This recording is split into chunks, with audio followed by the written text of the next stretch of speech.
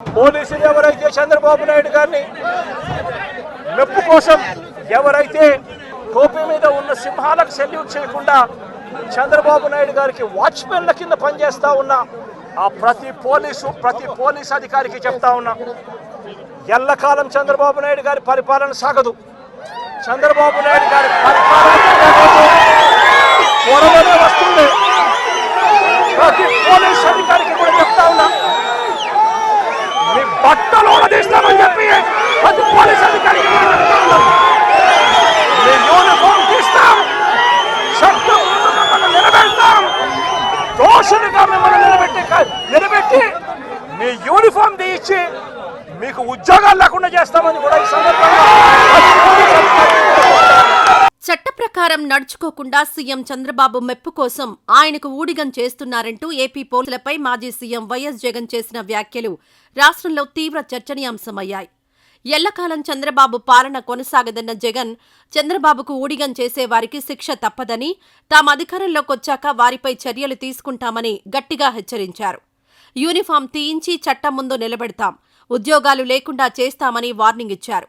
దీనిపై ఇప్పటికే Ramagiri SI Sudhakar social మీడియాలో ఓ వీడియో పెట్టారు. జగన్, పోలీసులను బట్టలు ఉడదీసి కొడతా అంటున్నావు. పోలీసులు ఏమన్నా నువ్వు ఇస్తే వేసుకున్న బట్టలు అనుకున్నావా?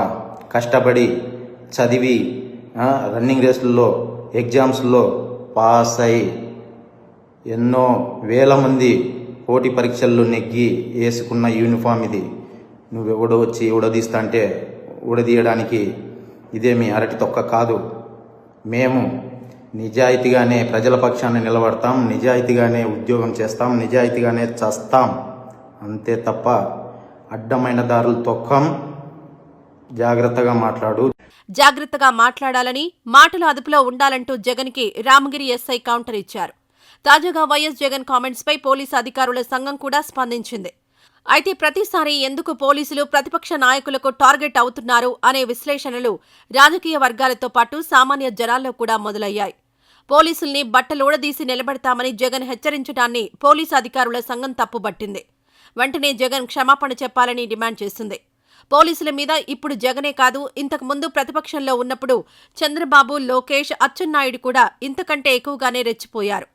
అచ్చెన్నాయుడైతే ఏకంగా బూతు పదాలే వాడేశారు. కొంతమంది పోలీస్ ఆఫీసర్లు ఎందుకు దెంగి తినడానికి వచ్చారని చెప్పి నేను అడుగుతున్నాను. ఎందుకు? పోలీస్ అధికారులు నిజాయితీగా ఉంటే ఇలాంటి మాటలు పడాల్సిన పనే ఉండదు కదా అని ఉన్నత డ్యూటీని సిన్సియర్గా చేయడమే ఇలాంటి రాజకీయ నేతలకిచ్చే సమాధానం. నిజాయితీ, నిబద్ధత ఉంటే సీఎం అయినా, మాజీ సీఎం అయినా అలాంటి పోలీసులపై కామెంట్స్ చేయడానికి జంకుతారు. రాజకీయ నేతలు పోలీసుల్ని తమ తమ పరిధి మేరకు కంట్రోల్ చేయాలని చూడడం సహజం. అందుకోసం మైండ్ గేమ్ ఆడతారు, రకరకాల విమర్శలు చేస్తారు.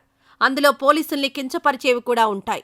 కానీ వాటికి స్పందిస్తే అది రాజకీయం అవుతుంది. అందుకని వారికి కౌంటర్ ఇవ్వాల్సిన పని లేదు. కానీ తమ డ్యూటీ తాము చేస్తే చాలు. అదే పొలిటికల్ లీడర్స్కిచ్చే కౌంటర్. అది వదిలేసి పోలీసులు, పోలీస్ సంఘాలు రాజకీయాల్లో వేలు పెడితే చివరికి వాళ్లే బాధితులవుతారని రాజకీయ నిపుణులు చెబుతున్నారు. అసలు పోలీస్ సంక్షేమ సంఘం అంటే వారి వారి పోలీసు అధికారుల సంక్షేమం కోసం, వారిలో వారికి ఉన్న అంతర్గత సమస్యలను పరిష్కరించుకోవడానికి, ప్రభుత్వం తరపున రావాల్సిన నిధులు, పథకాలు ఉంటే చర్చించుకోవడానికి ఆ సంఘం ఉపయోగపడాలి. అంతేకాని రాజకీయాల జోలికి రాకూడదు. అప్పుడు వారికి, రాజకీయ నాయకులకు తేడా ఏముంటుందని ప్రశ్నిస్తున్నారు. ఇప్పుడు జగన్కైనా, అప్పుడు చంద్రబాబుకైనా రాజకీయ ఒత్తిళ్లు, పై ఆఫీసర్స్ ఆదేశాలతోనే పనిచేసే పోలీసులే మెజారిటీ ఉంటారని తెలియంది కాదు. ఎప్పుడైనా సరే రాజకీ మధ్యనే యుద్ధం జరగాలి కానీ రాజులు, భటుల జోలికి వెళ్లి భటులను బెదిరిస్తే ఏం లాభం? అలానే ప్రజల పక్షాన కాకుండా పాలకులకు వత్తాసు పలుకుతూ ఉండడం వల్లే తాము విమర్శలు ఎదుర్కోవాల్సి వస్తోందని పోలీసులు, పోలీసు అధికారుల సంఘం గుర్తించాల్సిన అవసరం కూడా ఉందని మేధావులు హితవు చెబుతున్నారు.